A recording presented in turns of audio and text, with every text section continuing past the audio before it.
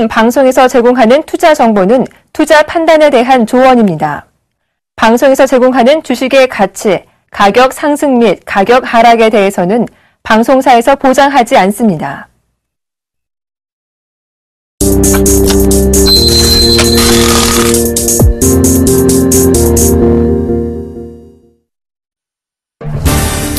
올해 1월 경상수지가 24개월째 흑자 행진을 이어갔습니다. 한국은행에 따르면 1월 경상수지 흑자는 지난해 12월보다 줄어든 36억 1천만 달러로 경상수지 흑자 규모가 줄어든 것은 설 연휴로 영업일수가 줄어드는 등 계절적 요인이 있었기 때문이라고 설명했습니다.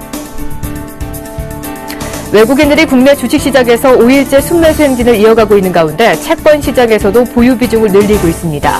전문가들에 따르면 이런 외국인의 행보가 아직 추세적인 변화로 보기엔 시기상조라고 지적했지만 3월 이후 G2의 정책적인 불확실성이 해소된 뒤에는 외국인의 매수세가 본격 확대될 것이라고 내다봤습니다. 최태원 SK 회장에 대한 유죄가 확정됐습니다. SK는 선고 직후 경영 공백의 장기화로 인해 신규 사업 및 글로벌 사업 등 회장 경제가 진두지휘해온 분야에서는 상당한 경영 차질이 불가피해질 것이라는 반응을 내놓았습니다. 최 회장의 장기 부재가 현실화되자 SK 경영진은 김창근 스펙스 추구협의회 의장 주재로 긴급회의를 열고 위기 대응책을 논의할 예정입니다. 한국거래소 코스닥 시장본부가 기업공개 시장의 최대어로 꼽히는 카카오 유치에 팔을 걷어붙였습니다. 관계자에 따르면 코스닥 시장을 활성화하고 미국 나스닥처럼 첨단 기술주 시장으로 인정받으려면 국내 최대 모바일 메신저 업체인 카카오를 유치할 필요가 있다고 생각한다면서 유치 활동을 준비하고 있고 논리를 제대로 개발해 카카오를 설득하고 싶다고 밝혔습니다. 안녕하십니까. 오늘장 내일장의 정혜림입니다. 이 시장에 기대할 만큼 큰 규모는 아니지만 외국인이 5거래를 연속 순매수 행진 이어나가고 있습니다. 외국인이 본격 귀환에 대한 기대감이 점점점 높여져만 가고 있는데요. 오늘 전반적으로 자동차주 강세와 함께 네이버 급등으로 인해서 지수 상승을 이끌고 있습니다. 코스피는 1970선 안착 시도하고 있고요. 이 코스닥은 하루 쉬어가면서 힘조절 장세 이어나가고 있습니다. 미 경제지표 호조로 인해서 달러원 환율은 오늘 상승세 이어나가면서 강보합권에서 움직이고 있는데요. 잠시 후 두 전문가와 함께 시장 분석 자세히 해보도록 하겠습니다.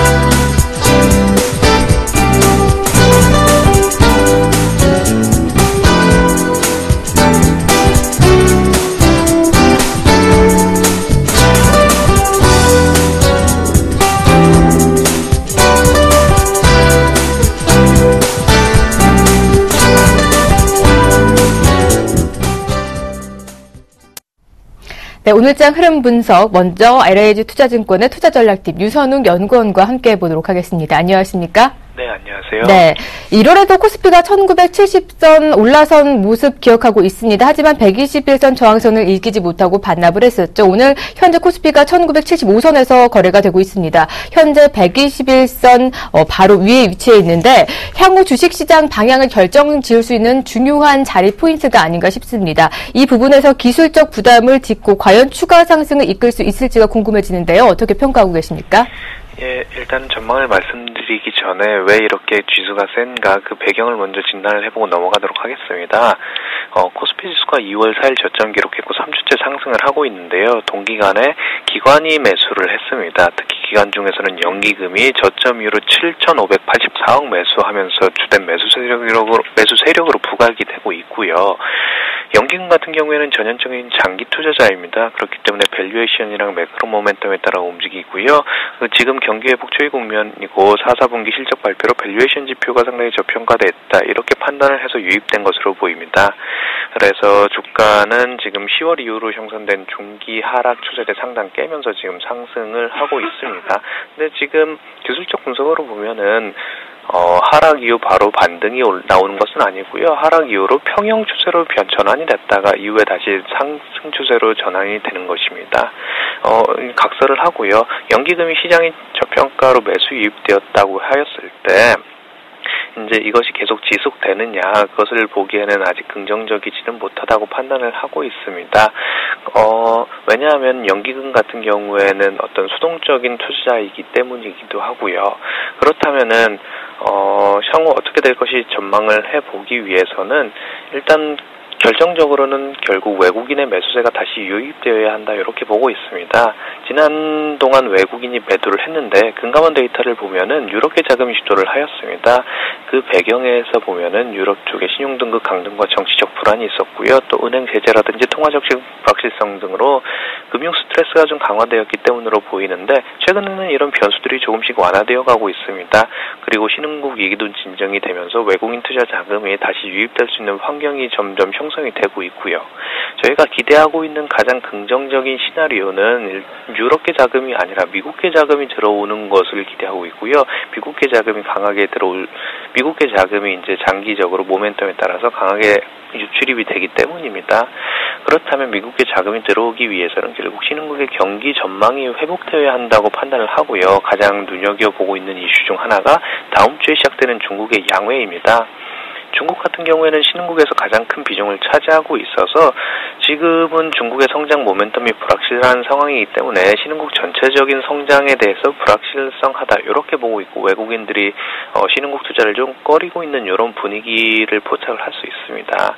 그래서 양회를 지나면서 이런 불확실성이 좀 해소를 할 수 있을 것으로 보고 있고요. 그렇다면은 신흥국 성장 전망도 하반 경직성을 확보할 수 있다. 그런 상황에서는 외국인 투자자가 본격적으로 자금 유입을 할 수 있는 계기가 될 것이다, 이렇게 전망을 하고 있습니다. 네, 오늘 장 초반까지만 해도 약보합권에서 움직이면서 다소 쉬어가나 싶었는데 역시나 외국인이 5거래일 연속 사주면서 1970선 안착 시도하고 있습니다. 오늘 전반적으로 자동차주의 강세가 눈에 띄고 있는데요. 마감 전략은 어떻게 세워봐야 할까요? 네, 일단은 지금 상승은 단기간에서 보면은 지속될 수 있을 것으로 전망을 하고 있는데, 기술적 지표상의 ADR이라고 등락 비율이라는 것이 있습니다. 그 ADR이 지금 110%를 넘어서 종목 활성화 국면이기 때문이고요. 시뮬레이션을 해보면은 3월 첫째 주, 다음 주까지죠, ADR이 상승하는 것으로 나타나고 있습니다. 보통 지수랑 종목의 추이를 보면은 종목이 먼저 고점을 찍은 다음에 지수가 고점을 나오기 때문에 다음 주까지는 어떤 긍정적으로 시장을 볼 수 있지 않을까, 이렇게 판단을 하고 있습니다. 하지만 추세라는 것이 한 번에 반등하는 경우가 많지 않고요. 최소한 이중 바닥을 형성해야 추세가 전환됐다, 이렇게 볼 수 있기 때문에 최소한의 조정은 또 마음의 염두를 두셔야 할 것 같고요. 특히 미국이나 유럽 같은 신흥국 증시가 고점에서 레벨 부담으로 상단 제한된 움직임 보이고 있습니다. 그래서 이런 선진국 증시가 조정을 보인다면 투자 심리 위축될 수 있고 국내 증시 하향 동조할 가능성이 있습니다. 또 중국의 전인대에서 만약에 강력한 구조조정이나 개혁 또는 성장 전망의 하향 조정 같은 이슈가 생긴다면은 지수의 노이즈를 어떤 작용을 할 수 있다고 보고 있고요. 이러한 요인들이 결국 일시적인 조정 가능성을 내포하고 있기 때문에 결론적으로 말씀을 드리자면은 긍정적인 마인드로 시장을 접근해서 단기간에 상승은 즐길 수 있지만은 트레이딩 바이 수준으로 하방 리스크는 견제를 하면서 가야 할 것으로 보고 있습니다. 네, 이렇게 오늘장 마감 전략까지 들어봤습니다. 지금까지 LIG 투자증권 유선웅 연구위원과 함께했습니다. 오늘 말씀 고맙습니다. 네, 감사합니다. 네, 이어서 외환시장 동향도 함께 체크해 보도록 하겠습니다. 전일 환율의 하락폭이 컸던 만큼 오늘은 반등을 시도하고 있는데요. KB 외환선물의 정경팔 팀장과 함께하도록 하겠습니다. 안녕하십니까? 네, 안녕하세요. 네, 오늘 위쪽으로 방향을 잡으면서 움직이고 있지만 아무래도 앨런 청문회를 앞두고 조용한 모습입니다. 현재 외환시장 분위기는 어떻습니까? 네, 달러 환율이 3거래일 만에 상승하는 모습인데요. 오늘 서울 외환시장은 어제 종가 대비 4원 60전이 상승한 1,070원에 개장했고요. 개장 이후 1,071원 80전까지 상승했습니다만 추가 상승이 제한되면서 하락세로 돌아섰고요. 1,065원 40전까지 하락했습니다. 이 시간 현재는 1,060원 80전에 거래가 되고 있습니다. 오늘 환율이 상승 출발했던 것은 세 가지 요인이 작용했습니다. 하나는 우크라이나와 러시아에서 계속되고 있는 지정학적 긴장감 때문에 안전통화 선호가 강화된 측면이 있고요.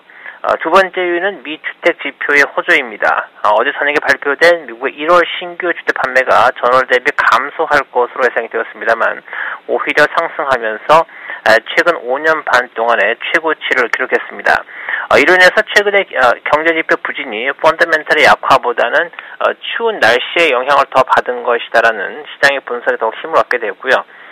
미 연준의 테이퍼링이 지속될 것이라는 기대감이 달러화가 대부분의 통화 대비 강세를 보이는데 영향을 주었습니다.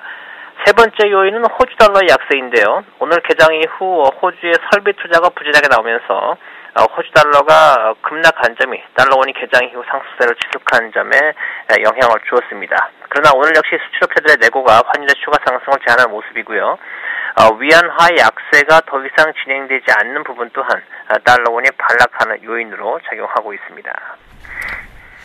네, 팀장님이 말씀하신 것처럼 상단에서 수출업체 내고 물량이 쏟아지면서 상당폭이 많이 둔화된 모습입니다. 1,070원대 진입은 오늘 장에서 좀 어려울 것으로 보이는데 어떻게 예상하고 계십니까?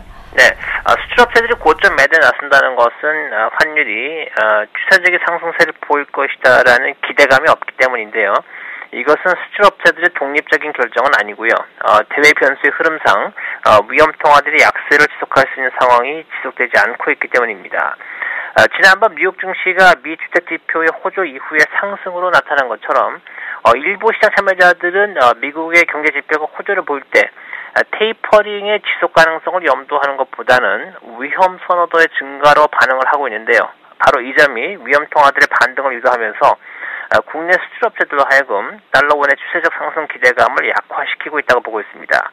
따라서 앞으로 환율이 추가 상승하는 데 있어서 가장 큰 변수는 미국보다는 중국 경제 지표의 동향이라 생각을 하는데요. 중국 경제 지표가 부진한 모습을 보이면서 신흥국 시장에 대한 우려가 다시 부각되지 않는 한 달러원은 1,070원을 전후한 박스권 장세를 지속할 것으로 보고 있습니다. 이 시각 외환 동향까지 KB 외환선물의 정경팔 팀장과 함께했습니다. 오늘 말씀 고맙습니다. 네, 감사합니다.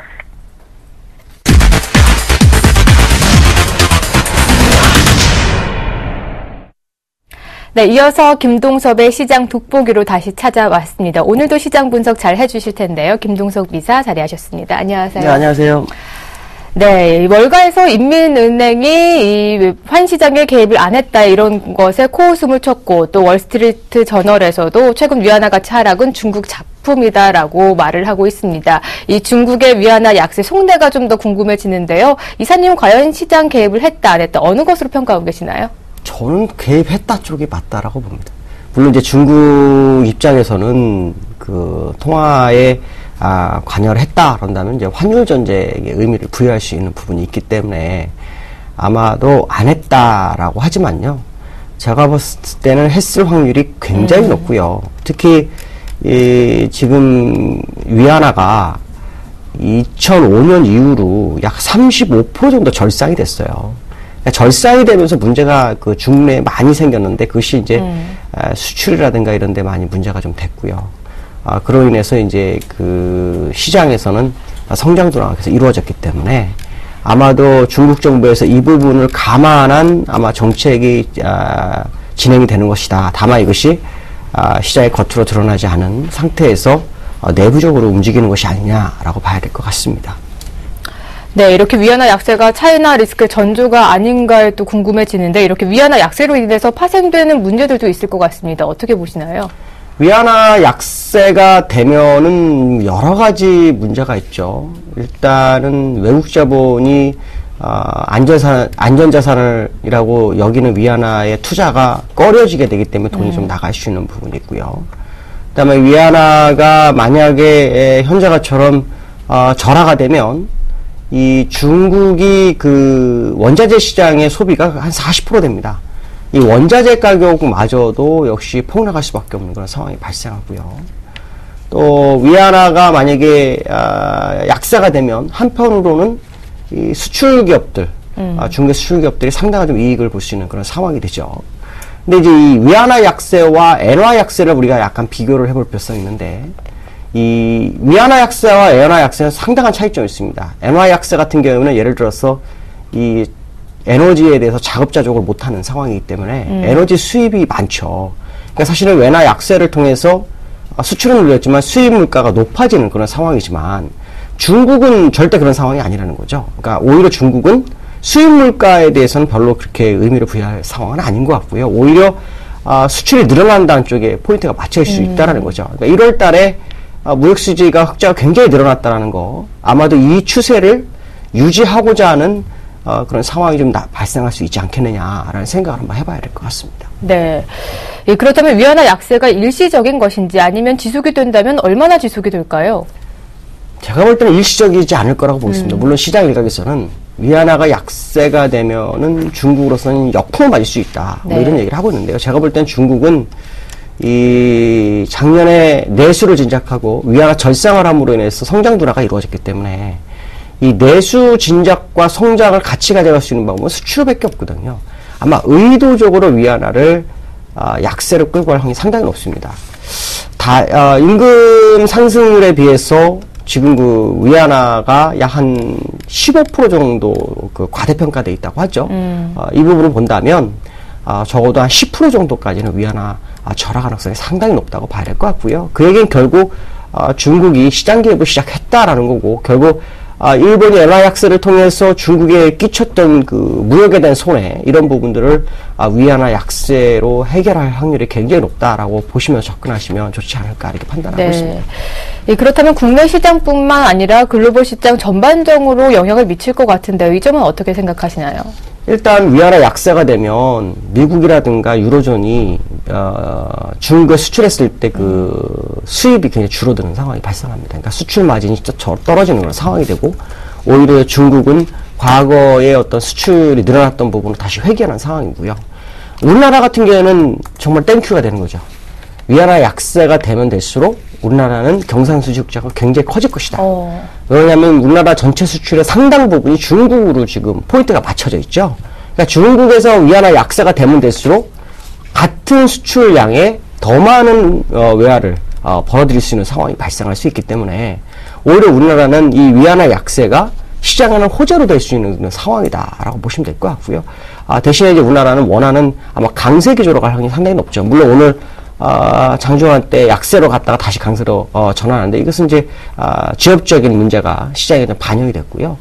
제가 볼 때 위안화의 약세는 우리나라한테는 아주 호재다. 이것이 길어지면 길어질수록 우리나라는 정말 차별화되는 장세가 연출될 수 있다는 생각을 한번 해봐야 될 것 같습니다. 네, 이 위안화 약세가 국내 시장에서는 오히려 호재고, 그리고 원화 강세가 지속될 것이다라고 전망까지 해주셨습니다. 오늘 국내 시장 살펴보면 전반적으로 자동차주의 선전이 눈에가 띕니다. 이 엔화 약세에도 불구하고 오늘 자동차도 현대차, 기아차 모두 2%대 강세 기조 나타나고 있는데요. 이렇게 자동차가 오늘 힘을 내고 있는 이유 어디에 있다고 보시나요? 일단 제가 볼 때는 그 엔화 약세에 충분히 견딜 수 있는 상황이 됐다라고 봐야 될 것 같고요. 근데 사실은 지금 엔화 약세가 우리나라 산업을 흔들 수 있는 상황은 아니라고 좀 봅니다. 왜냐하면 이 과거에 그 엔저가 124엔일 때도 우리나라는 잘 버텼던 그런 경험이 있다라는 거죠. 이런 부분들을 본다면 사실 우리나라가 지금 특히 완성 자동차 같은 경우에는 엔화 약세를 가지고 너무 두려워할 상황은 아니죠. 그러나 엔화 약세 때문에 사실 자동차주들이 굉장히 못 갔었는데 이제는 그 어느 정도의 그 내성이 생긴 것이다라고 봐야 될 것 같고, 그 내성에 의해서 이제 일단 자동차주들이 시장의 선도주로 좀 나설 확률이 상당히 높아지는 상황이고요. 특히 중요한 것은 이 엔화 약세가 지속되면서 외국인들의 매도가 시장에 굉장히 컸습니다. 자동차주들은. 근데 외국인들이 시장으로 다시 귀환하는 모습이 나타나기 시작했다. 그 얘기는 결국 엔저에 충분한 저항할 수 있는 정도의 경쟁력을 가지기 시작했다라는 것을 아마 투자가들이 인식한 것이 아니냐. 그것 때문에 지금 시장이 좀 움직이는 모습을 보이고 있는 것 같고요. 완성차 중에서 이제 가장 중요한 종목 하면 이제 현대차를 우리는 좀 뽑죠. 현대차의 모습을 이제 기술적 분석을 한번 보여드린다면, 지금 그 121선을 뚫고 있습니다. 한 번에 뚫고 있는 상황이고요. 오늘 외국인들이 거의 뭐 20만 개 정도 매수를 해주고 있는데, 뚫으면서 지금 정고점 26만 9천 원대를 가기 위한 움직임이 지금 나타나고 있다. 자, 그 얘기는 결국 국내장이 상당히 좀 상승할 수 있는 계기가 있다라고 봐야 될 것 같고요. 특히 박근혜 대통령이 우리나라 3년 계획을 발표하고 또 중앙은행 총재가 바뀌는 상황 속에서 외국인들은 결국 우선적으로 선도할 수 있는 종목을 살 수밖에 없는 상황이 됐다는 거죠. 그러니까 외국인들의 기관에 있어서 그들의 욕구에 가장 좋은 종목으로 시장에 나타나고 있다라고 본다면, 아마 위안화 약세를 이겨내는 시장의 모습이 자동차주에서 나오지 않겠느냐는 생각을 한번 해봐야 될 것 같습니다. 네, 자동차주는 이제 어느 정도 엔저에 대해서 면역력이 생겼고 이제 시장 주도주로 나설 확률이 높다고 하셨는데, 그렇다면 지금 이 자동차주 접근 가능할까요? 저는 자동차주는 지금쯤 다가가도 될 것 같습니다. 제가 얼마 전에 이 방송에서 아마 그런 얘기를 했을 거예요. 시장이 바닥을 쳤기 때문에 이제 개인들이 접근을 해야 한다. 이제 더 늦게 접근해서 나중에 후회하지 마라라는 식으로 제가 말씀을 드릴 때, 저희 앵커께서 저에게 질문을 했었죠. 어떤 업종군이 좋겠냐. 그래서 제가 2007년도에 주종목들, 차화정에 관심을 좀 가져라. 그런 얘기를 했을 겁니다. 그러면서 자동차주를 얘기했었는데, 그때 시점으로 자동차주가요, 거의 한 8% 올랐습니다. 8%. 그러니까, 사실은, 저점 대비로 많이 올랐나? 뭐 이런 생각을 할 수 있겠지만, 실제로 과거 사례를 본다면 지금은 아직도 상승이 상당히 좀 남았다라는 생각을 해볼 필요성이 있고, 그 얘기는 결국, 개인 투자가들 입장에서도, 자동차주에, 접근이 좀, 해볼 만한 그런 위치가 아닐까라는 생각이 좀 들고 있습니다. 네, 오늘 전반적으로 강세 기조임에 불명하지만 지금도 접근이 가능하다라는 답변까지 주셨습니다. 조금 전에 이사님이 개인 적극적으로 진입할 시기다라는 말씀을 해주셨는데, 하지만 그럼에도 불구하고 개인들은 아직 시장에 접근하기엔 조금 망설이고 있는 것 같습니다. 그렇다면 개인이 정말로 시장에 접근해도 되는지 좀 확답을 주시죠. 안심할 수 있는. 개인들의 성향은 이렇습니다. 항상 고점으로 계속 올라가서 시장의 분위기가 완전히 랠리를 할 것 같은 느낌이 들 때, 그럴 때 들어옵니다. 그러니까 항상 늦게 들어오는 경향이 있고요. 또 시장에 털 때도 뭐냐면 견디다 지쳐서 자꾸 이 시장에 패닉을 줄 때 버리게 됩니다. 그러니까 이 거꾸로 된 매매가 항상 이루어졌었다는 거죠. 근데 지금 우리나라 같은 경우는 아시겠지만 이 3년 동안 박스권 장세였었습니다. 그러니까 이제 투자하는 입장에서 이제 현명하게 대응하시겠다는 분은 이제 두 가지 부류로 나눌 수 있죠. 하나는 박스권 상단을 돌파하든가, 아니면 박스권 하단 부분에서 매수를 대기했다든가, 둘 중에 하나가 됐어야 되죠. 만약에 지금 박스권 하단에서 진입을 못하신 분 입장에서는 박스권 상단을 돌파하는 시점에 들어가도 상관이 없다. 왜 그러냐면 이번 상승은 어설픈 상승이 나타나지 않을 것이다. 이렇게 말씀드릴 수 있고요. 그 얘기는 결국 뭐 지금 들어가나, 아니면 뭐 지금부터 한 7, 80% 이후에 들어가나, 어차피 시장은 갈 거라고 생각한다면 언제든지 들어가는 것이 좋지 않겠느냐라고 판단할 수 있을 것 같습니다. 네, 어제도 이사님이 조용한 강세보다는 앞으로 정말 강력한 강세장이 찾아올 것이다라는 답변을 주셨는데, 그만큼 개인들이 지금 시기에 진입해 보면 좀 더 높은 수익률을 올릴 수 있지 않을까 싶습니다. 이렇게 오늘 시장 분석까지 김동숙 이사와 함께했습니다. 오늘 말씀 고맙습니다. 네, 감사합니다.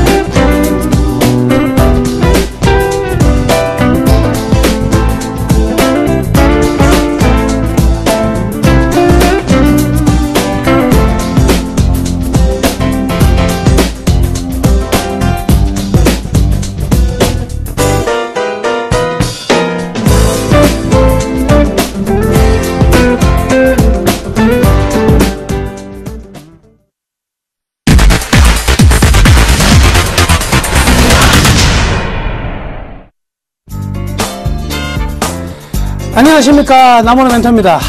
나른한 오후입니다. 시장도 그냥 뭐 움직이는지 안 움직이는지 모를 정도로 나른한 시장의 흐름의 모습인데요.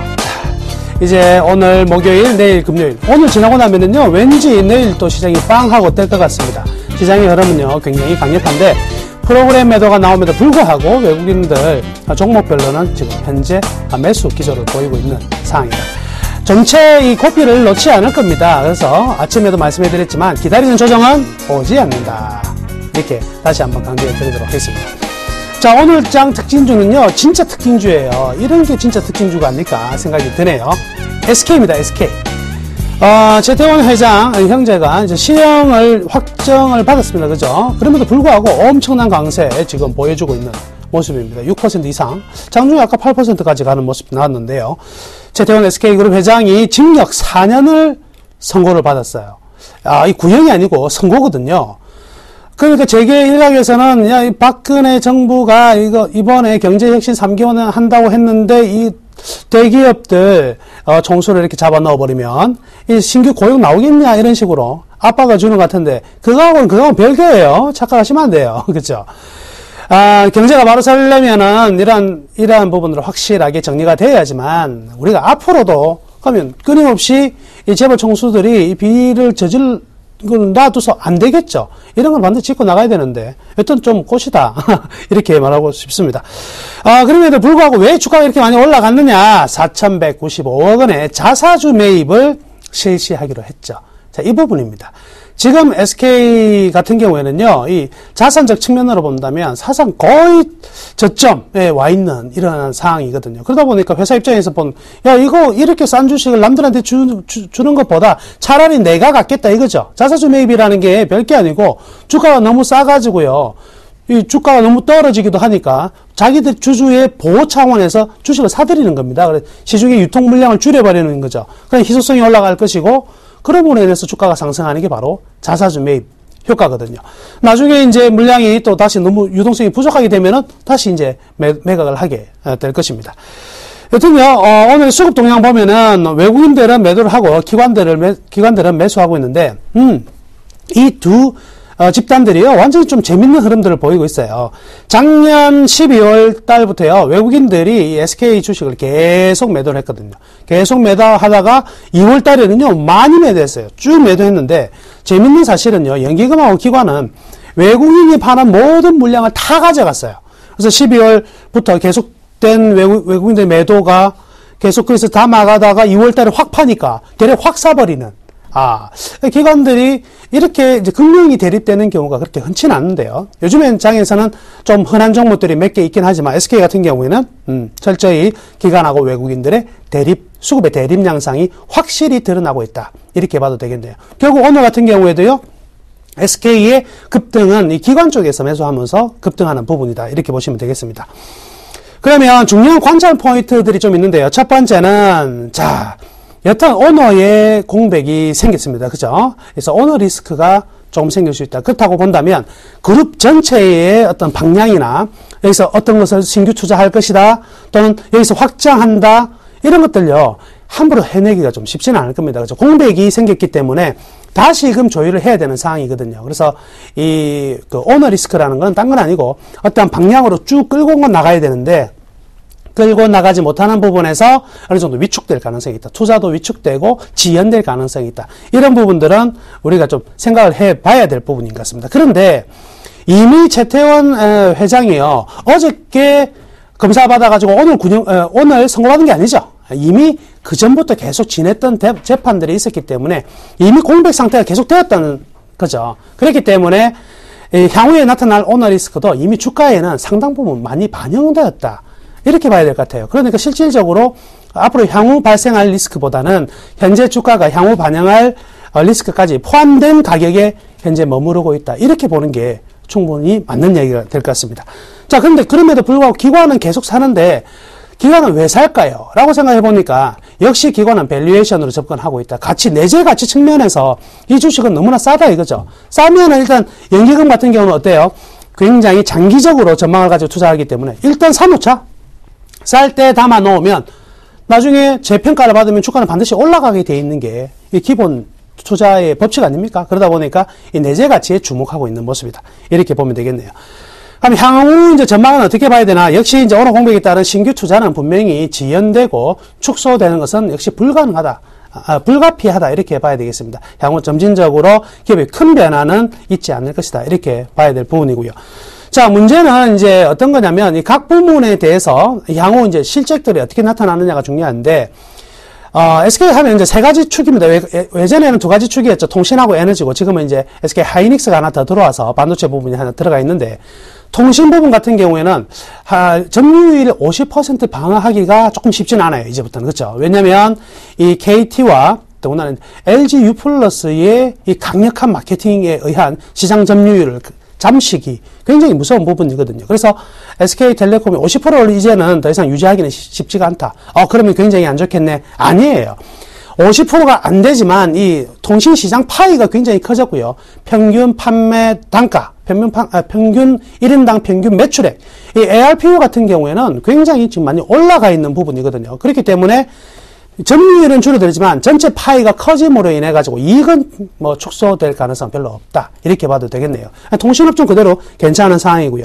작년 같은 경우는 좀 문제가 됐던 부분이 바로 에너지 부분인데 SK 이노베이션, SK 쪽 라인들 전부 다 투자에 비해서 성과를 그렇게 썩 내지 못했어요. 그래서 영업이익 같은 거 좀 많이 갉아먹는 이런 모습이 나타났는데 올해 글로벌 경기가 굉장히 좀 좋아지고 있는 이러한 상황이기 때문에 에너지 부분에 대해서요 점진적으로 회복이 되면은 이 이익적인 측면에서는 SK그룹 전체적으로 상당히 좀 괜찮지 않을까. 다만 이제 하나 남아있는 게 SK하이닉스인데 최근 반도체 현물 가격이 좀 떨어지고 있거든요. 이 부분이 계속 좀 지속된다면 SK하이닉스의 수익성은 좀 악화될 부분은 있겠지만 전체적인 그림을 봤을 때 SK그룹의 리스크는 거의 없다. 그래서 점진적인 재무의 어떤 우수한 실적들은요 앞으로도 올해도 계속 될 것으로 저는 이렇게 판단하고 있습니다.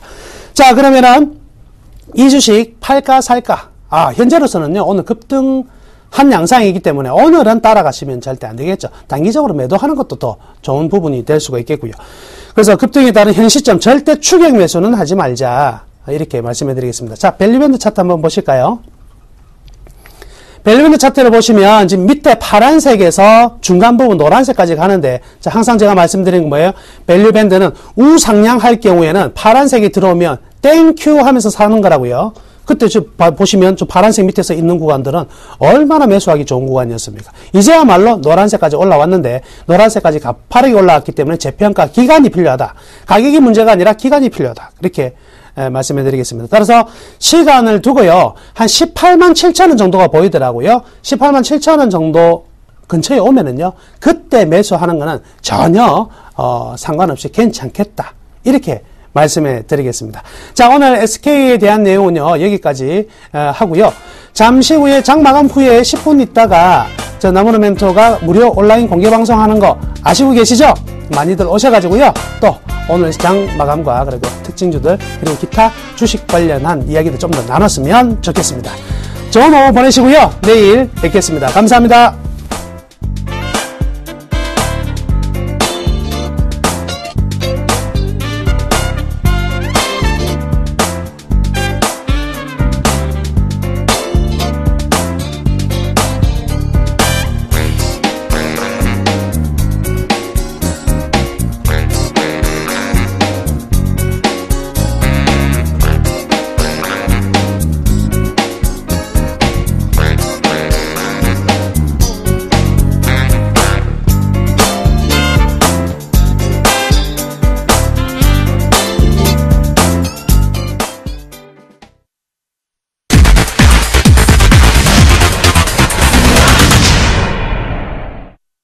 네, 코스피는 1075선까지 올라선 모습인데요. 선물적 동향은 어떨까요? 선물왕 주쌤 김도영 멘토와 함께 체크해 보도록 하겠습니다. 안녕하십니까? 네, 안녕하십니까. 네, 오전장 선물시장 좀 외국인 매도세가 거시다 보니까 좀 시장 분위기 악화되는 거 아닌가 걱정을 했는데 오후장 들으면서 외국인이 매수로 확대한 모습 보여주고 있습니다. 오후장 대응 전략과 함께 황금 라인 한 번 더 잡아주시죠. 네, 오늘 시장 전체적으로 어제와 똑같은 패턴들이 만들어지고 있는데요.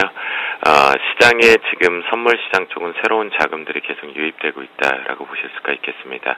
또한 시장에서 특징적인 부분이라고 한다면 자동차가 시장에 시동을 건 것처럼 좀 많이 특징적으로 보입니다. 그 부분 하나와 그리고 수급이 새롭게 전환 스위칭이 나오면서 다시 반등치로 돌아섰다라고 보실 수가 있겠는데요. 하지만 전체적으로 시장 분위기는 횡보를 하고 있다라고 말씀을 좀 드리겠습니다. 수급적인 측면에서 개인과 외국인, 말씀하신 바와 마찬가지로 오후장에서의 변화 패턴은 외국인들의 매도 포지션이 하방 쪽으로 열어두는 포지션을 만들었다가 축소 나오면서 시장을 주도하면서 핸들링을 쳤다라고 보실 수가 있겠는데요. 매수 포지션으로 전환된 것이 증가가 되었다. 그것이 시장을 긍정으로 화답시켜 주었다라고 보실 수가 있겠고요. 개인들만이 매수 포지션을 유지하고 있고 기관계 쪽에서는 매도 포지션 우위 쪽입니다. 이 얘긴즉슨 현재 기관계 쪽에서는 아직까지 상단을 완벽하게 체크를 하고 있지는 않다. 그동안 끌고 왔었던 비용에 대한 어느 정도의 손익분기점을 좀 더 위쪽으로 열어두었다라는 관점으로 보실 수가 있겠고요. 옵션 시장 쪽을 추이를 놓고 보면 콜옵션 추이와 풋옵션 추이가 큰 변화가 없는 상황에서 횡보로 눈치를 보고 있다라는 관점으로 보실 수가 있겠고요.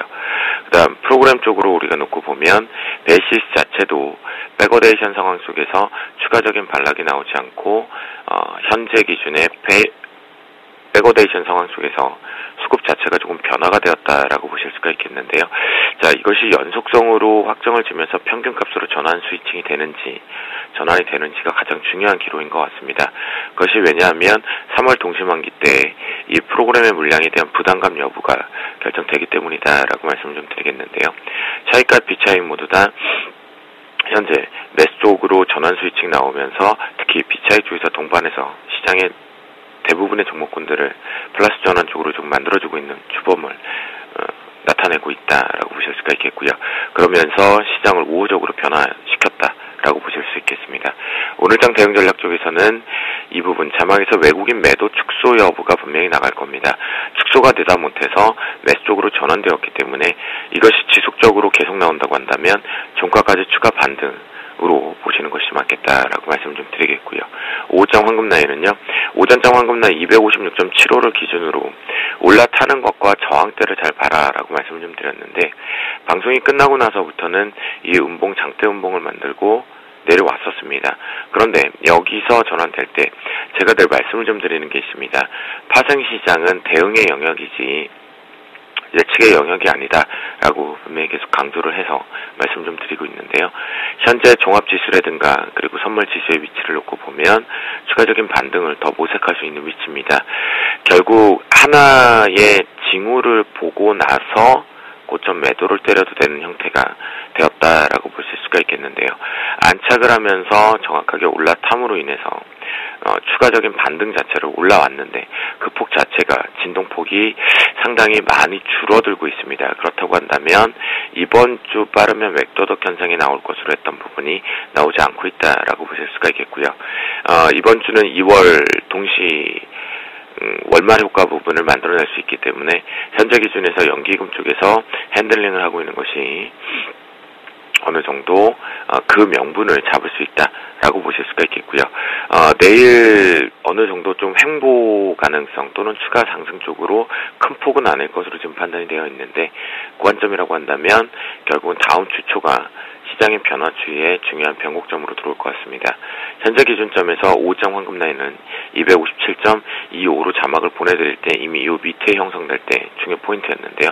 역시 지켜주면서 5장의 한시 부근에서 지켜주면서 추가 반등치가 왔기 때문에 만약 조정포가 먼저 열었다라면 257.50대에서 열렸을 겁니다. 그런데 이 부분마저도 뛰어 올라타면서 지금 반등치가 왔기 때문에요. 여러분들께서는 역시 눌리는 폭 자체에서 신호등의 모양상에서도 현재 지켜둘 자리가 계속 형성이 되어 있습니다.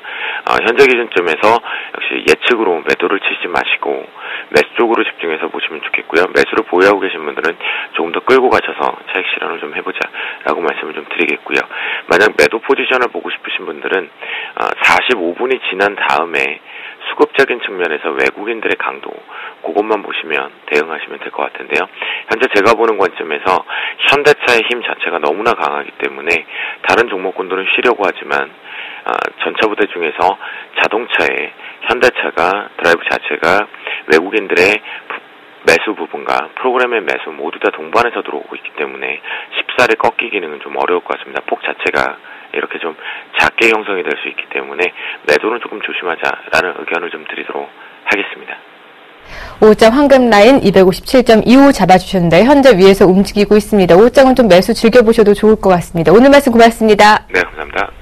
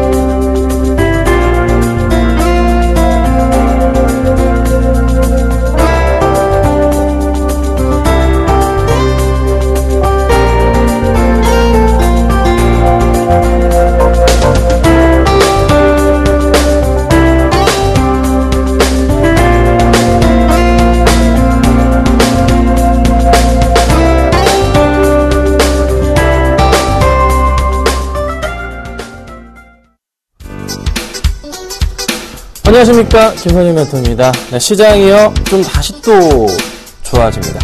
정신이 하나도 없을 것 같습니다. 자, 그런데 코스피만 좋아지고 있네요. 코스피 수가 1977포인트까지 올라갑니다. 자, 2000포인트 갈까요? 가능성이 있어 보여요. 왜죠? 자, 일단은 제가 몇 가지 말씀드릴게요. 오는 새벽, 다가오는 새벽에 옐런 의장의 청문회가 있습니다.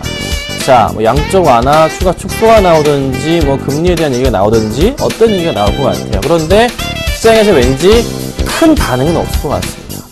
왜 그러죠? 다음 주에 전임대가 있습니다. 중국이요. 그래서 그에 따른 정책 이슈, 항상 전임대 이슈는요, 나빴던 적이 없어요. 항상 좋았기 때문에 이번에도 그에 따른 이슈. 그러면 조금 옐런 의장의 반응은 무덤덤하고요. 전임대 반응은 조금 올라가기 때문에 상체 효과를 본다면 한 지수상으로 볼 때 2000포인트 초반까지는 한 1900 후반, 거의 후반, 한 1990 될까요? 가능성 있어 보입니다. 그래서요, 조금은 시장을 긍정적으로 조금은 봐야 되지만 코스닥보다는 코스피가 좀 낫지 않을까. 여러분 기억하세요. 제가 어제 종목을 엄청나게 뺐습니다. 그런데 코스닥 다 뺐어요. 코스피밖에 없어요. 딱 한 종목 빼고. 그렇죠? 수익이 나고 있는 로마서 빼고 다 있습니다. 걱정 마시고서 제 방송 잘 보시고서 오늘 추천드릴 종목도 한번 관심 있게 판단해 보시고 선택하시면 좋을 것 같아요. 자, 제가 지금 시간 종목 상담 같이 해드리고 있죠. 013-3366번에 0110번입니다. 문자 주시면요, 제가 최대한 그래도 상세하게 빠르게 봐드리도록 하겠습니다. 문자 보내주세요. 자, 오늘 수급 100점주 좀 살펴보겠습니다. 자, 오늘 종목은요, 기아차, 삼성물산, KG모빌리언스 OCI, CTC바이오가 있습니다. 자, 여러분들 제가 최근 들어서 현대차, 기아차 얘기를 오전에서도 많이 해드렸고요. 오후에서도 많이 해드렸습니다. 자, 왜 제가 그 얘기를 드렸죠? 조금 관심 있게 봐라 라는 말씀으로 드리는 거죠. 수급이 좋아지는. 그쵸? 제가 건설주 막 한참 얘기할 때 수급이 좋아지니까 며칠 연속 건설주 제가 얘기를 계속 했잖아요. 그 당시 갖고 왔던 게 뭐 대우건설 같은 거 계속 갖고 오면서 얘기를 했었잖아요. 근데 최근엔 제가 뭐 갖고 나오죠? 기아차, 현대차. 계속 걸립니다. 그러니까 오늘 주가는 어떻게 되고 있습니까? 상승. 제가 어제 말씀드렸던 거, 오늘 오전에 말씀드렸던 게 뭐죠? N자 파동 이거 봐야 된다. 요런 그래프 나올 가능성 크다라고 말씀드렸습니다. 지금 나타나주고 있네요. 자, 매수 지금 그러면 늦었는데 해도 될까요? 해도 될까요? 저는 분할 매수 사인은 드릴 수가 있을 것 같습니다. 과감하게 베팅은 못 드리겠지만 그래도 분할 매수 잠깐 해보시고요. 지금 한번 하시고 조정이 나올 때 한 번 더 매수를 하시는 것도 전략이지 않을까 싶어요. 대신에 너무 높게 보지 마세요. 지금 시점부터는 몇 퍼센트? 3에서 5% 정도만 보시면 좋을 것 같아요. 오늘 수급 안 봐도 너무 좋다는 거 말씀드리겠습니다. 자, 그 다음은요. 이 종목이 좀 걸렸었죠? 살펴보겠습니다. 삼성물산입니다. 자, 삼성물산 오늘 1.6% 올라갑니다. 건설주 약간 쉬다가 다시 가요. 자, 그런데 삼성물산 더 갈 것 같다는 생각이 좀 드네요. 자, 수급 볼게요. 최근 수급창입니다. 같이 보실게요. 기관들이요, 5일 연속으로 순매수를 보여줍니다. 자, 외인은 근데 좀 팔잖아요. 그런데 뭐 보라고 말씀드리죠? 개인이 팔고 나가면 그냥 장땡이라고 말씀드립니다. 외인이 뭐 좀 팔던 간에 크게 중요하지 않아요. 네. 누군가가 하여튼 외인이든 기관이든 아니면 같이 개인 물량만 많이 빼주면요. 쏙쏙 빼주면 그러면 최고인 거예요. 근데 지금 그 흐름이 나타나고 있잖아요. 자, 오늘 볼게요. 오늘 수급 보니까요. 오늘 볼게요. 자, 금액입니다. 지금 현재 외국인이 얼마? 20억 가까이죠. 19억 4천만 원. 기간은요. 52억 5천만 원의 매수를 어디서? 투신과 연기금에서 매수를 해주고 있습니다. 많은 물량 재밌게 매수를 해주고 있어요. 주가를 그래서 끌어올려줍니다. 자, 크게 보겠습니다. 주목으로 볼게요. 주봉으로. 자, 더 갈 수 있을까요? 제가 잘 그리는 그 차트 패턴 중에 고점 라인을 있거나 저점 라인을 잇는 그런 그림을 제가 자주 그리고 있죠. 근데 그게 맞아 떨어지는 경우가 70% 이상이다라고 제가 말씀 많이 드리잖아요. 그러면 지금 라인에서 약간 좀 걱정, 요 그림인가요? 이 그림이 좀 보이시나요? 이 그림이 보일까요? 아니에요. 이 그림은 아니고요. 그림을 다시 그려야 되는, 어떻게 그리냐면요. 요 바닥 라인으로 요 포인트를 요렇게 잡아야 됩니다. 요렇게 잡아드려야 돼요. 요렇게 잡아드릴게요. 요렇게 잡고요. 그 다음 라인으로 요렇게 그림을 다시 수정시켜야 됩니다.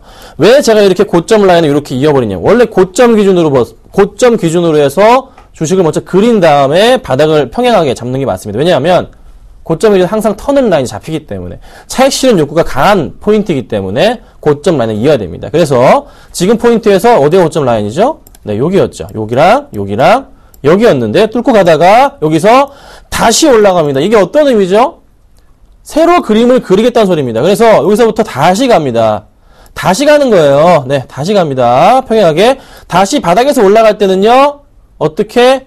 바닥 라인으로 잡아야 됩니다. 뭐죠? 싸니까 끌어올리겠다는 소리입니다. 바닥 라인으로 잡는 거예요. 그래서 이렇게 간다면 이 갭을 메우겠다는 의미로 좀 해석이 됩니다. 얼마죠? 68,000원, 7만원 정도까지는 가능한 판단이네요. 그래서 좋은 흐름 보일 것 같다는 생각이 든다는 거 말씀을 드려봅니다. 자, 그 다음 볼게요. KG 모빌리언스입니다. 제가 KG 모빌리언스 오늘 아침에도 말씀을 드렸습니다. 전자결제주 잘 봐라 말씀을 드렸고요. 이니시스 같이 좀 볼게요. 어떻게 되고 있나? 2% 이상 오르네요. 근데 모빌리언스가 오늘 잘 치고 가네요. 자, 전자결제주들 항상 이 포인트에 같이 움기다 말씀드렸죠. 뭐죠? 갤럭시 출시될 때마다 같이 오른다 말씀을 드렸습니다. 한두 번이 아니죠? 네. 계속 그 패턴이 나옵니다. 항상 나왔던 흐름이에요. 예전부터 해가지고 쭉쭉 나왔던 흐름입니다. 보이세요? 자, 이게 거의 2012년부터 흐름인데, 노트, 갤럭시, 예. 이때 노트는 3는 큰 기대 없었지만 이번에 다시 한 번 더. 요런 흐름이 항상 그 전에 주봉인데요. 짧게 일봉으로 본다면은 항상 그 패턴 자체가 크게 보자면요. 나왔던 기억이 있어요. 네. 지금도 그 흐름 자체가 좀 나타나주고 있어요. 근데 또 하나 더 재밌는 것은요. 올해 실적 자체가 너무나 좋다 보니까 모빌리언스 그에 따른 기대감까지 같이. 그래서 모빌리언스 갑니다. 더 갈 수 있을까요? 주봉으로 볼게요. 주봉으로 크게 보겠습니다. 더 갈 수 있을지 대한 여부. 지금 고점 라인이 어디죠? 한 17,000원 정도 라인 됩니다. 그렇죠? 근데 지금 약간 걱정인 것은 그 아래 구간에 이 박스권 라인 구간이 있잖아요. 요 포인트에 약간 좀 눈에 걸리긴 해요. 그럼 여기 구간이잖아요. 그래서 약간의 차익 실현 물량이 있을 수도 있겠지만, 그런데 지금 어떻게? 안 팝니다. 외인들이건, 기관들이건, 그냥 계속 더 사고 있어요. 오늘도 더 사고 있다고요. 오늘 엄청나게 삽니다. 자, 그럼 어떻게 된다는 거죠? 여기서 맞고 떨어지는 게 아니라 박스권 돌파하고 이 갭을 메우겠다는 소리가 됩니다. 요 갭을요. 메운다는 의미로 해석이 돼요. 얼마까지? 17,000원까지. 그러면 못 가도 얼마까지? 16,000원 정도 라인까지는 가뿐해 보이네요. 일봉으로 가볼게요. 16,000원 정도 라인 어디죠? 포인트로 잡자면 요 포인트인데, 네. 큰 무리 없이 올라갈 가능성이 있어 보입니다. 잠깐 조정이 나온 다음에 다시 갈 수도 있어요. 대신에 단기로 놓으실 분들은 짧게 16,000원 보시는 거고요. 좀 중기로 본다면 조정시 매수하시는 게 낫지 않을까 싶습니다. 아셨죠? 자, 그 다음 볼게요. 이거 빼놓을 수가 없어요, 오늘. 이거 빼놓으면요. 간첩입니다. 자, OCI입니다. 자, 태양광 갑니다. 이거 잘 보셔야 됩니다. 제가 아까 처음에 얘기 드렸죠? 다음 주 전인대 말씀드렸습니다. 전인대. 어떤 효과? 중국에서 지금 골머리가 아파요. 뭐가 아프죠? 공기오염 미치겠어요. 그렇죠? 그래서 에너지 분야에 대해서 정책이 쏟아져 나옵니다. 그래서 태양광주가 급등을 하고 있는데, 제가 태양광주 얘기하면서 항상 말씀드리는 것은 올해 큰 테마로 볼 때 정말 좋은 건 LED 테마하고 태양광 테마다 말씀을 제가 많이 드렸잖아요. 그래서 OCI 전고점 뚫고 갈 가능성 큽니다. 더 갈 수 있고요. 아마 갑자기 급등할 수도 있겠지만 어찌됐든 간에 다음 주 전인대 끝나고 난 이후부터 보자면 오늘 현재 지금 이 가격 21만 2천원보다는 높은 가격에 형성될 가능성이 훨씬 높아요. 그래서 주봉으로 본다면 힘들죠. 60만원 넘었는데 이제서야 튀고 올라가는 요 그림 자체가 나올 수 있는, 좀 더 갈 수 있는 포인트가 잡힙니다. 그래서 제가 올해 정말 장기적으로 볼 분들, 제가 OCI 같은 거 조정 올 때마다 매수하라고 정말 여러 번 말씀드렸잖아요. 여러분 기억하셔야 돼요. 한두 번 말씀드린 게 아니에요. 서울반도체도 제가 어떻게 조정 올 때마다 매수하라고 말씀을 드렸잖아요. 조정 올 때마다. 서울반도체 지금 조정이 나오고 있죠. 한 번 더 조정이 온다면 좋겠는데 조정 왔다가 다시 어떻게 반등 줄 때, 그럴 때 가장 싼 가격은 사실 여기에요. 44,000원 깨질 때인데 어쨌든 간에 조정이 올 때마다 매수를 하셔야 된다는 겁니다. 분할 매수를 하시는 거예요. 그렇죠? OCI도 마찬가지 흐름이잖아요. 제가 두 개는 정말 올 한해 대장이라고 말씀드렸잖아요. 그렇죠? 그래서 잘 보시고서 대응하시라고 가지고 나왔고요. 수급 역시나 좋습니다. 자, 그리고 이 종목 볼게요. CTC 바이오입니다. 네. 자, 이 종목은요, 바닥에서 조금 치고 올라가는 포인트가 정말 양호한 모습인데요. 오늘 장에서 소폭 올라가네요. 아까 좀 많이 올라가다 꺾이는 흐름인데, 잠깐 수급을 바뀌었는지 체크 좀 해보겠습니다. 수급 좀 볼게요. CTC 바이오 수급 보자면요, 오늘 수급입니다. 괜찮네요. 근데 기관들이 지금 현재 8억 원 이상 매수는 잡혀주고 있는데, 지금 분봉으로 살펴보니까요, 약간 좀 꺾이는 모양새 잡히죠, 요거. 좀 꺾이잖아요. 좀 마음에 들지는 않습니다. 5분봉인데요. 꺾이는 흐름 자체. 무너졌어요. 어떻게 될지 모르겠지만, 접근은 조금 반대 의견 드리겠습니다. 수급은 좋지만요, 수급은 굉장히 좋아요. 그쵸? 퍼펙트하죠? 최근의 수급이. 그런데, 차트 흐름은 마음에 안 든다는 거. 그래서, 한번 지켜보자. 제가 가지고 나왔지만 가끔, 보지 말라고 하는 종목들 생기죠. 예, 오랜만에 갖고 나왔네요. CTC 바이오 접근하지 마시란 말씀 드리겠습니다. 자, 종목 상담해 드리겠습니다. 문자 보내주시면 돼요. 대우조선해양입니다. 35,000원에 20% 6142님께서 네, 해주셨습니다. 자, 살펴볼게요. 대우조선해양. 제가 이 종목 36,000원대 목표가 잡고서 저희 잘 먹고 나왔던 종목이죠. 이 방송에서 먹고 나왔습니다. 기억하셔야 됩니다. 못 보신 분들은 앞으로 제가 또 가지고 나올 수 있기 때문에 방송 잘 보시면 돼요. 왜 제가 대우조선해양, 다른 조선주 다 냅두고 대우조선해양입니까? 제가 이거는요, 진짜 작년 말부터 순위를 매겼어요. 대우조선해양 1등, 2등 누구? 현대미포, 3등, 4등은 현대중공업이나 삼성중공업. 이렇게 제가 항상 말씀드렸잖아요. 그 포인트 맞아 떨어지잖아요. 주가 흐름 어떻게? 이게 대우조선해양이에요. 보세요. 일봉이고요. 삼성중공업 차트 보세요. 이렇게 깨졌다고요. 아예 차트 흐름 자체가 달라요. 다르다고요. 다시 볼까요? 네. 자, 아래가 대우조선해양이고요. 위에가 삼성중공업입니다. 차트 흐름이 어떻게 되고 있죠? 대우조선해양은 잘 버티는 이 박스권 흐름인데, 삼성중공업은 어떻게 되고 있습니까? 아예 그냥 무너져 버리는 모습. 그쵸? 흐름이 굉장히 안 좋잖아요. 자, 여기서 그러면 대우조선해양 잘 사셨습니다. 잘 사셨는데, 과연 이게 어디까지 갈 수 있을지에 대한 부분 굉장히 조금 궁금하실 것 같아요. 자, 바닥 라인으로 확인이 되는 라인 자체는 바로 항상 포인트를 잡아드렸던 게 이 포인트입니다. 한 33,500원, 34,000원 라인이에요. 이 라인을 깨고 내려갈 때마다는 항상 매수를 해야 되는 게 맞습니다.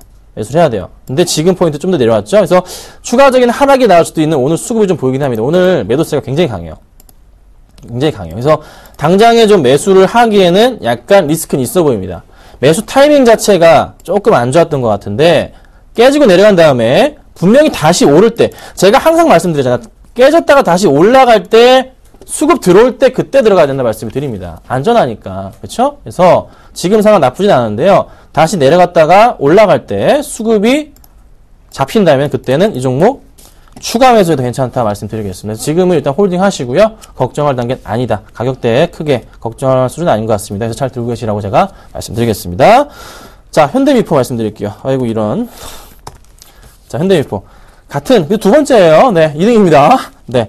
2774님, 현대미포인데요. 169,000원. 25% 들고 계십니다. 자, 169,000원이에요. 매수하신 가격이요. 안 높아요. 안 높습니다. 잘 사신 거예요. 잘 사신 거예요. 네. 선택은 잘 하신 겁니다. 하셨어요. 이쯤에서 매수를 하신 건데, 바닥에서 다시 치고 가고 있잖아요. 이 종목 다시 상승 쪽으로 전환 움직임 나올 가능성이 높습니다. 언제부터요? 아마 중국 전인대 효과 받을 것 같아요. 그래서 조금은 기다려보세요. 제가 뭐 대우조선해양을 너무 좋다고 제가 너무 찬양을 하긴 했는데, 현대미포도 못지않게 좋은 회사예요. 그러니까 초인류 기업 중에 하나라고요. 그런 포인트 보시고요. 잘 들고 계세요. 역시나 홀딩 하시고요. 반등을 줄 때 어떻게? 네, 단가를 낮추세요. 가져가시면 됩니다. 아셨죠? 반등이 나올 땐 수급이 들어와야 된다는 거 놓치지 마시고 체크하시라고 말씀드리겠습니다. 자, 그리고 5313님께서요. 인피니티 헬스케어 잠깐 보고 가겠습니다. 자, 이거 종목 어떻게 할까요? 매수 가능할까요? 잠깐 볼게요. 자, 흐름으로 볼 때는요, 차트 흐름으로 볼 때는, 이렇게 바닥 라인이 잡힙니다. 그럼 가장 싼 가격 자체는 얼마죠? 한 7,800원, 900원 정도 라인이 잡히네요. 그러면, 약간 밀렸다 다시 갈 수 있는 포인트가 나올 가능성이 높아요. 그리고 또 하나, 네, 갤럭시 S5에 대한 부분이 긍정적이기 때문에 다시 이슈가 될 겁니다. 그래서 조금 기다려보세요. 아직은 팔 때가 아닙니다. 오히려, 바닥으로 내려갔다가 반등 줄 때는 살 타임인 것 같아요. 그래서 조금 더 기다려보시고요. 지켜보시라고 제가 의견 드리겠습니다. 자, 오늘 추천 좀 말씀드릴게요. 지금 갖고 있는 종목들은 전부 다 홀딩입니다. 문제 없기 때문에 가져가겠습니다. 로만순 보셨죠? 아침에 제가 상담 오자마자 어떻게 말씀드렸죠? 더 사세요 말씀드렸잖아요. 제가 2% 빠질 때. 지금 어떻게? 오히려 플러스 2%입니다. 아, 대단하죠? 여러분, 잘 따라오세요. 방송 잘 보세요. 자, 삼성물산 오늘 가져놨습니다.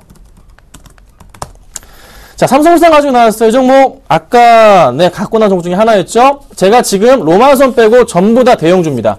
왜 대형주요? 저는 코스피가 간다고 봅니다. 자, 주택경기 활성화, 마음에 드시죠? 그리고 또 하나, 수급 좋고요. 판관 배열하기에 따라 영업이익 증가 굉장히 양호합니다. 자, 그래서 기간 수급 보는 건데요. 아까 안 보여드린 수급, 오늘의 수급 좀 볼까요? 보여드렸나요? 기억이 안 나네요. 보여드렸구나. 자, 외인 20억, 기간들 50억 이상. 그리고 꾸준한 최근의 기간 수급 더 갈 수 있을 거란 판단입니다. 매수가는요 62,500원에서 63,500원 라인으로 밴드가 잡아주시고요. 목표가는 7만원 안 봅니다. 왠지 심리적인 저항선으로 많이 팔 것 같아요. 69,000원 라인 보시고요. 손절가는 61,000원으로 짧게 대응하겠습니다. 아셨죠? 자, 그럼 제가 삼성물산까지 말씀드려봤고요. 내일은 제가 오후에 옵니다. 오후에 찾아뵙도록 하겠습니다. 감사합니다.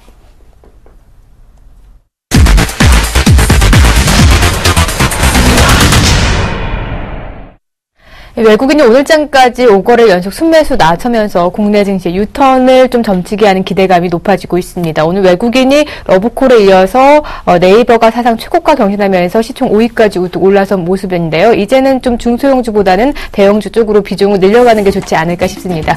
오늘 장날짜 오늘 준비한 소식은 여기까지입니다. 시청해주신 여러분 고맙습니다.